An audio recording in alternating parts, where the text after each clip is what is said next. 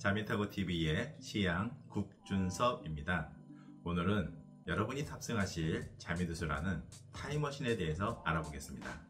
모든 명리학은 타임머신을 출발시키기 전에 좌표, 즉 생일을 설정해야 하는데, 자평학의 경우는 남녀를 구분하고 생일이 음력, 양력을 확인 후 만세력을 이용하여 생일을 사주팔자로 변경합니다. 즉 서기 기준이 생년월일을 육식갑자의 사주팔자로 변경합니다. 그리고 대운수와 대운을 구별하는 등의 순서로 진행합니다. 그러면 상계의 그림과 같은 것들을 볼 수 있게 됩니다. 오늘날에는 만세력을 보지 않아도 프로그램에 의해서 바로바로 볼 수가 있습니다. 이러면 자평학에 의해 만들어진 나만의 타임머신을 출발시킬 수가 있습니다.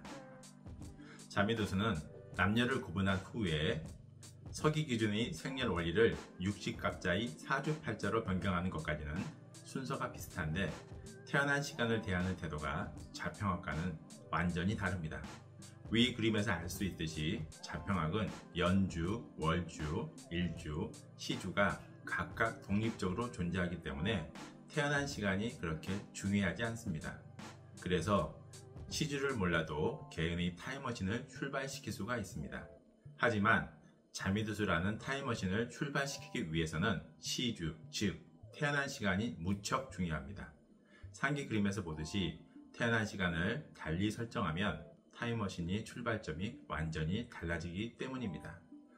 오늘날은 거의 모든 아기들이 병원에서 태어나서 태어난 시간을 정확하게 알 수 있지만, 옛날에는 시계가 없는 집에서 산파가 받아서 태어난 시간이 정확하지 않는 경우가 많이 있었습니다. 그래서 옛 시대에는 태어난 시간을 정확히 알 수 있는 황실 또는 고위층에서만 자미두수를 쓸 수밖에 없었습니다. 물론 자미두수의 정확성 때문에 황실에서 엄격히 제한한 것도 이유이긴 하지만요. 자미두수는 태어난 시간이 달라지면 그림에서 보듯이 나를 나타내는 명궁의 위치뿐만 아니라 시간을 관장하는 별들도 위치가 달라지기 때문에 완전히 다른 곳으로 타임머신이 갈 수밖에 없습니다. 그만큼 연, 월, 일, 시 모두가 중요합니다. 이렇게 태어난 생일과 시가 정확히 정해지면 명반을 상기처럼 작성할 수가 있습니다. 즉 개인의 타임머신이 준비되어 그 사람이 미래를 볼 수 있게 되는 것입니다. 옛날에는 명궁을 찾고 144개의 별을 포획하는 데 상당한 시간이 걸렸습니다. 거기에 더해서 환경이 변하는 시기인 각 10년별로의 명반, 그리고 또 매년마다의 명반을 따로따로 작성하였습니다. 당연히 이런 작업을 위해서는 오랜 시간이 필요하였는데, 요즘은 자미두수 또한 프로그램을 이용하여 명반을 작성합니다.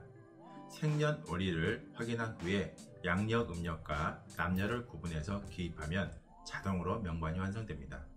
우리가 자동차나 기차를 탈 때 이것들이 어떻게 만들어지고 어떤 원리로 작동되는지 알 필요 없듯이 자미두수에 탑승하시는 승객분들은 굳이 자미두수의 작성 원리까지는 아실 필요가 없을 것 같습니다.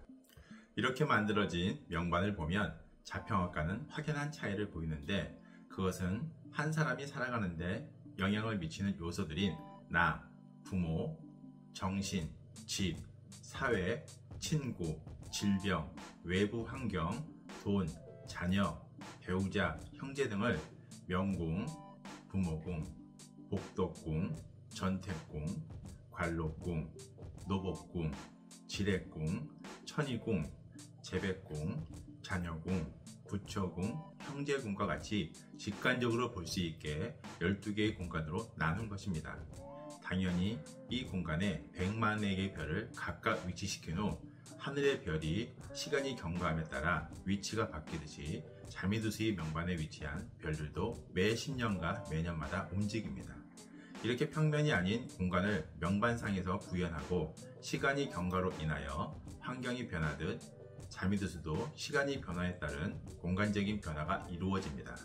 그래서 자미두수는 3차원 공간 개념에서 시공간을 바라보는 학문이자 타임머신입니다.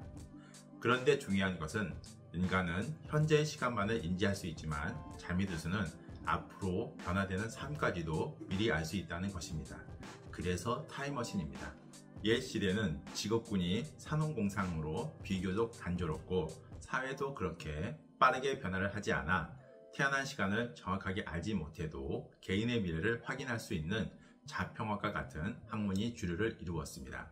일반적인 사람들은 태어난 시간을 정확하게 알지 못하고 해 뜰 무렵 또는 돼지 밥줄 무렵 등으로 막연하게 알고 있어 자미두수가 민간에서 활용되지 못한 측면도 있었습니다.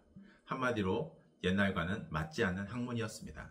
그런데 오늘날에는 태어난 시간이 정확성뿐만 아니라 세상이 점점 복잡해지고 빠르게 변하고 있기 때문에 자미두수는 요즘 시대에 맞는 학문이며 타임머신이라고 저는 말씀드리고 싶습니다.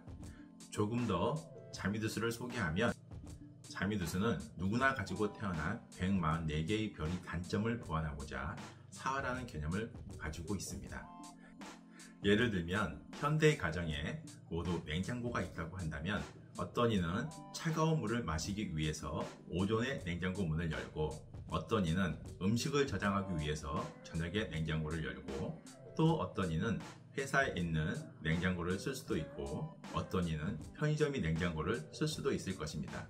이처럼 모든 사람들이 냉장고를 이용할 수는 있지만 시기와 장소가 다 다를 수가 있을 것입니다. 그런 시기와 장소를 볼 수 있게 만든 것이 사화입니다. 그림에서 보듯이 모든 이들은 태어날 때 똑같이 144개의 별을 가지고 태어납니다. 물론 각각의 별들의 위치는 다릅니다. 이들 별들이 언제 어디서 특별히 빛나 나의 인생에 영향을 미치는지를 확인할 수 있는 버튼이 사화입니다. 이들 사화도 어떤 것은 좋게 어떤 것은 나쁘게 작동하는데 그를 구별하는 게 롯권 과기의 사화입니다. 이렇듯 자미두수는 천여 년 전부터 시간과 공간의 중요성을 인식하여 처음 만들 때 이미 시공간의 개념을 도입하고 600여 년 동안 꾸준한 개량을 거친 후 나온 학문입니다. 그리고 당연하게도 오늘날의 자미두수 연구가들 또한 요즘 시대에 맞추는 개량 작업을 꾸준히 하고 있습니다.